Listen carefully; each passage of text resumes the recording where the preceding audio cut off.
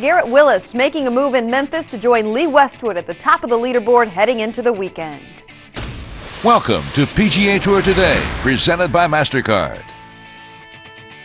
The cut's been made. Now it's on to moving day at the St. Jude Classic presented by Smith and Nephew.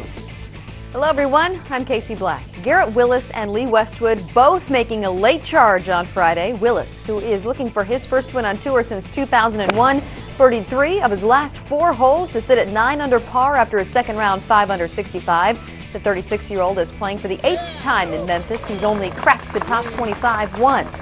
And Lee Westwood birdied all 3 of his remaining 3 holes to sit at 9 under par as well.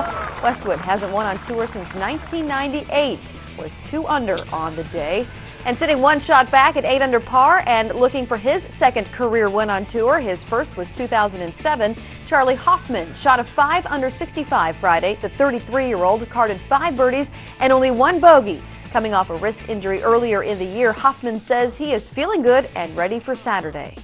I was hurt in the beginning of the year. My wrist was hurt and pretty fully recovered from that now. And going into last week, I felt real good with my instructor, Sean Callahan, and I in Vegas. My short game instructor, James Seekman, pointed something out at the beginning of the week here that has helped me a lot with my wedge game, and that my wedge game's been pretty good this week. I think that's what the big difference was.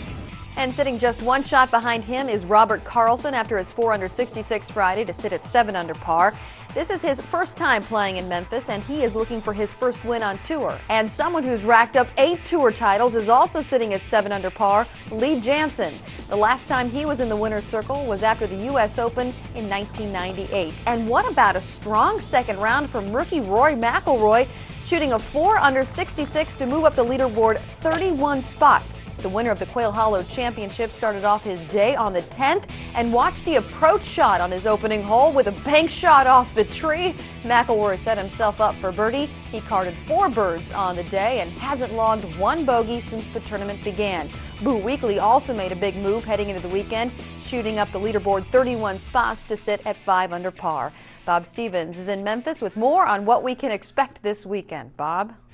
Casey, the numbers this weekend are going to be red. Yeah, on the scoreboard and also on the thermometer. Temperatures up in the high 90s. Heat index is up near 110. It will be paramount for these guys to somehow stay cool. I spent a fair amount of Friday with Robert Carlson of Sweden and Tim Petrovic, who's a native of New England.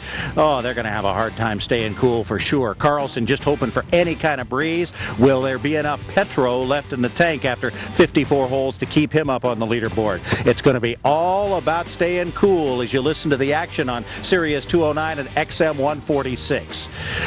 Can I have one of those? $5. $5? Casey, can you loan me a fin? For you, Bob, anything. But you're in Memphis and I'm in Florida, so I'll tell you what I'll do. I'll FedEx it, so keep your eyes on the mail. In the meantime, if you want to stay cool, you can go indoors, watch the third round television coverage on CBS starting at 3 p.m. Eastern Time. And don't forget, for video updates, live scoring, shot tracker right at your fingertips anytime, head to PGATour.com. PGA Tour Today is presented by MasterCard. There are some things money can't buy. For everything else, there's MasterCard, proud sponsor of the PGA Tour.